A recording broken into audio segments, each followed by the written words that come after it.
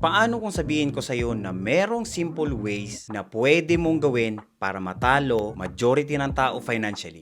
Gagawin mo ba? Ayon kasi sa TransUnion, 81% ng mga Pinoy sobrang nag-aalala sa gastos lalo na sa groceries. At karamihan, hirap magbayad ng bills on time. At ayon naman sa Bangko Sentral ng Pilipinas, 55% ng household budget ng typical na Pinoy napupunta lang sa pagkain. Kaya kahit may sweldo o may trabaho na, parang kulang pa rin. Palagi naghahabol sa gastos, yung iba nga, may increase na nasahod pero nahihirapan pa rin. Nangyayari kasi yan kasi hindi natin na-master yung boring na basics ng pera. Kasi hindi laging income ang problema. Minsan, system at habits ang kulang. Kapag natutunan mo ang mga fundamentals, doon ka talaga magkakaroon ng control.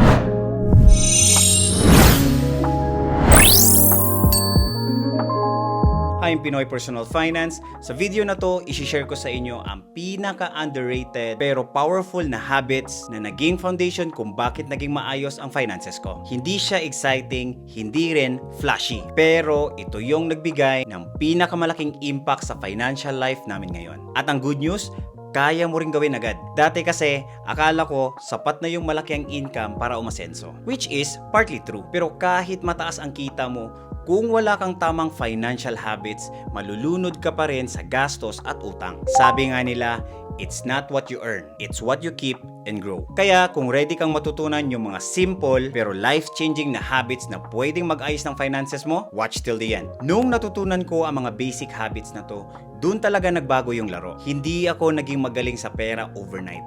Dahan-dahan lang. Pero dahil nakagawa ako ng simple system na sinusunod ko, nakawala ako sa utang, nakapag-ipon ako, at nakapag-invest ako consistently. Kaya kung feeling mo kahit anong trabaho ang pasukin mo, lagi ka pa rin kapos sa pera, stay with me. After ng video na to, magkakaroon ka ng practical game plan na pwede mong sundan para unti-unti mong ma-outsmart ang karamihan financially. At sa dulo ng video na to, may ibabahagi akong shortcut tip kung paano mo i-monitor ang pera mo para hindi ka na ma-stress. I promise, magugulat ka kung gaano ito kasimple. Ito ang 7 boring basics na kapag ginawa mo consistently, panalo ka na agad pagdating sa pera. Let's get started. Drive a paid-off car. Maraming Pinoy ang nahuhulog sa trap ng pagbili ng brand new car kahit hindi naman talaga nila kaya. Akala nila, reward ito para sa hard work nila. Pero ang totoo, para lang itong bato. Pag hinulog mo, bagsak agad ang value. Nalulubog lang sila sa utang habang mabilis bumabagsak ang presyo ng mga sasakyan. The moment na ilabas mo ang bagong kotse sa car dealership,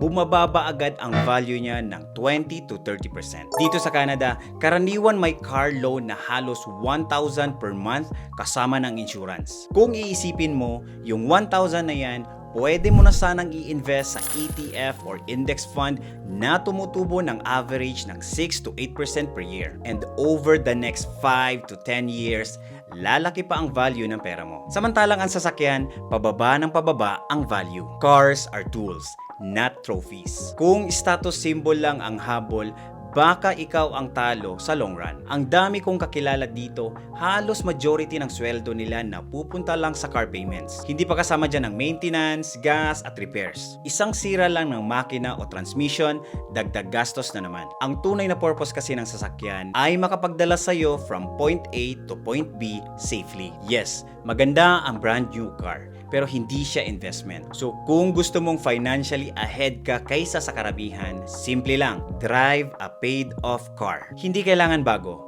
Kailangan mo lang na safe, reliable, at walang monthly utang na nagpapabigat sa bulsa mo. Tandaan, mahalaga ang financial freedom kaysa sa status ng sasakyan mo. At kung gusto mong matutunan kung paano bumili ng sasakyan, step by step, meron akong old video na pwede mong panoorin. Malalaman mo dito kung ano ang dapat i-check, paano makipag-negotiate, at paano para hindi maloko. Cook 80% of your meals. Marami sa atin ang hindi namamalayan na malaking parte na pala ng budget ang napupunta lang sa pagkain sa labas o food delivery. Madali kasi, at mabilis lang gawin. Pero mabilis ding lumaki ang gastos. At kadalasan, hindi natin nare-realize kung gaano kalaki ang nagagastos natin every month. Subukan mong i-check ang bank statement mo ngayon. Tignan mo kung saan napupunta majority ang pera mo. Makikita mo agad kung gaano kalaki ang nauubos sa food expenses. Kung araw-araw ka kasi kumakain sa labas o nagpapadeliver, malaking bahagi ng budget mo ang nababawas. Halimbawa, dito sa Canada, ang average na lunch sa restaurant ay around $15 to $20 per meal. So, kung 20 working days sa isang buwan, nasa $300 to $400 a month. Lunch pa lang yan. Pero kung ikaw mismo ang magluluto, pwede mong ibaba sa $3 to $5 per meal ang gastos mo. Napakalaki ng masisave mo sa gastos, mas healthy, at mas marami pang serving. Pero ito ang mahalaga. Hindi mo kailangan totally i-give up ang pagkain sa labas. Kami rin kumakain sa restaurant paminsan-minsan. Pero may budget kami para doon. Ang point kasi dito is maging intentional ka sa gastos. Gamitin mo ang 80-20 rule kung saan 80% home-cooked meals, mas tipid, mas healthy, mas controlled ang budget. Ang 20% naman ay meals sa labas o delivery. Treat paminsan-minsan para hindi mo naman maramdaman ang sacrifice. Makakatipid ka talaga at magkakaroon ka pa ng extra para sa savings at investment mo. Simple habit lang ito pero napakalaki ng impact sa future mo. Buy used instead of new. Marami sa atin gusto ng brand new lahat. Gadgets, appliances, furniture. Take iPhone for example. Kapag may bagong release, agad-agad kumukuha tayo. Pero kung laging bago ang binibili mo, ikaw din ang talo financially. A new iPhone loses value the moment you buy it. Yung mga quality used na iPhone na 6 to 12 months old, usually 30 to 50% cheaper pero almost the same experience. Kasi buying new all the time equals instant depreciation and waste of money. Minsan pa nga yung iba, hindi pa tapos bayaran yung utang sa phone tapos kukuha na naman ng bago. It means another utang na naman. Paulit-ulit na lang kaya hindi na makawala sa cycle ng utang. Hindi kasi lahat ng bagay kailangan brand new. Kung marunong kang maghanap ng lightly used from trusted sellers, pwede kang makakuha ng same quality, same enjoyment, pero mas tipid. At yung natipid mo, pwede mong i-invest para mag-grow pa ito lalo. Smart spending equals more money for your future. Prioritize value over brand new shine. As long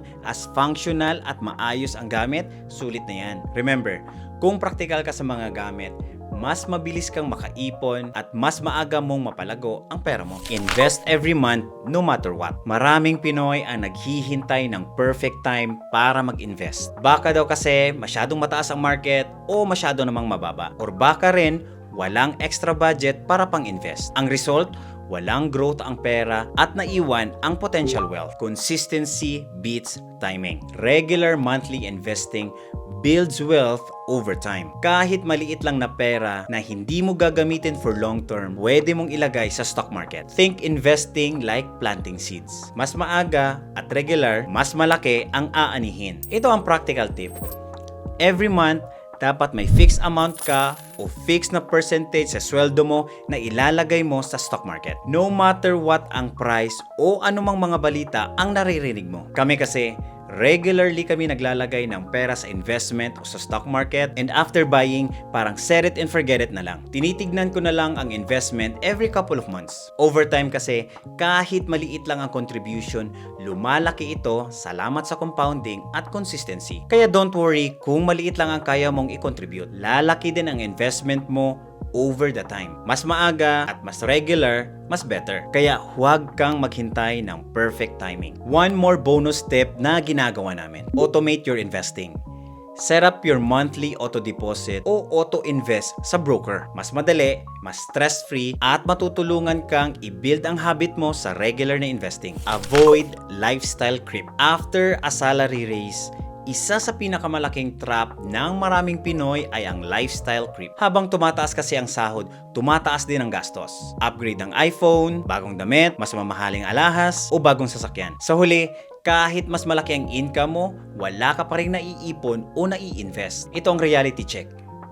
Income growth does not mean financial growth. Ang lifestyle creep kasi silently eats up potential savings and investment. Kung i-freeze mo ang lifestyle mo kahit may salary increase, lalaki ang gap ng pagitan sa kita at gastos mo. Karamihan sa millionaires na kakilala ko, hindi flashy. Simple lang ang bahay, lumang sasakyan, at madalas hindi bumibili ng bagong damit for years. Proof yan na hindi kailangan ng social na lifestyle para maging financially successful. Kung kaya mong mabuhay sa dati mong budget, bakit naman hindi, di ba? Yung dagdag na income, ilaan mo na lang sa investment, hindi idagdag sa gastos. Ito ang practical tip. Practice lifestyle freeze. Kapag may raise ka, keep your expenses the same level for at least 6 to 12 months. Yung difference, diretso mo agad sa savings o sa investment mo. Huwag mong sayangin ang salary raise mo. I-build mo ang gap ng kita at gastos at gamitin mo yung extra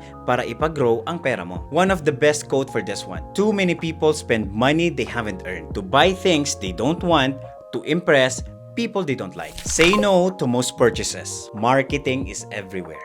Commercial, social media, ads, flash sales. Lahat ginagawa nila para i-convince tayo na kailangan nating bumili. Ang problema, karamihan ng binibili natin ay hindi naman talaga necessity, kundi impulse buys lang. Hindi lahat ng sale kailangan mong bumili. Impulse buying slowly drains your budget. Every yes natin to unnecessary spending is a no to savings and investment. Ang sales kasi at promo are designed para mag-spend ka nang hindi ka nag-iisip. Pero tandaan, self-control beats sales. Ito ang tip. Practice 24-hour rule. Kapag may gusto kang bilhin na hindi necessity, wait for 24 hours.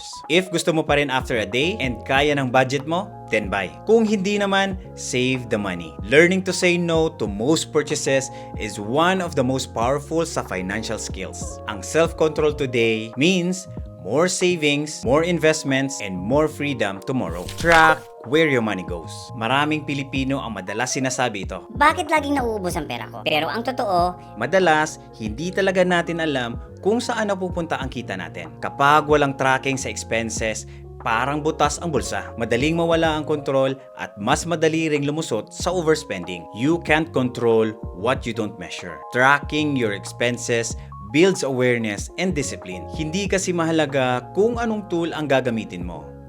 App, notebook, o simpleng Excel sheet. Basta malinaw kung saan napupunta ang pera mo. Meron akong free budgeting template para sa lahat ng Pilipino kung gusto mong i-track ang expenses mo. Check mo na lang sa description. Awareness is power. Start your discipline with money. Subukan mong i-track for 1 month. Hindi kailangan complicated, kahit anong method, pwede na. Ang mahalaga, may malinaw kang picture kung saan napupunta ang pera mo. Kapag aware ka kasi, mas madali kang makaka-budget, makaka-save, at makaka-invest. It's not what you earn. It's what you save. Kahit gaano pa kalaki ang sahod mo, kung hindi mo alam kung paano i-handle, mauubos at mauubos din yan. Ito yung sinasabi ko kanina na shortcut para i-monitor mo ang pera mo. Tracking your expenses. Isang simpleng habit na halos majority ng tao hindi ito ginagawa. Once kasi na alam mo kung saan napupunta ang bawat piso, mas madali mag-budget, mas mabilis makaipon. Boring siyang pakinggan. Pero ito ang foundation ng lahat ng financial success. Discipline and awareness. Yan ang tunay na secret. Kung gusto mo pang mapa-level up ang finances mo, hindi lang basta mga tips, I offer one-on-one coaching. Kahit nasaan ka man sa mundo. Sa coaching, tutulungan kitang i-track ang savings mo, i-plan ang investment mo, at gumawa ng step-by-step na strategy para maabot mo ang financial milestone mo. Imagine this, may guide ka sa bawat steps para mas mabilis at mas confident ka sa progress mo. Kung interesado ka, just click the link in the description at mag-book ng session. Kahit saan ka man sa mundo, pwede pa rin tayo mag-work together for financial freedom. At syempre, don't forget to like, subscribe, and click that notification bell para lagi kang updated sa mga financial tips at strategies para sa mga Pinoy. Thank you so much po for watching and see you sa next video. Salamat!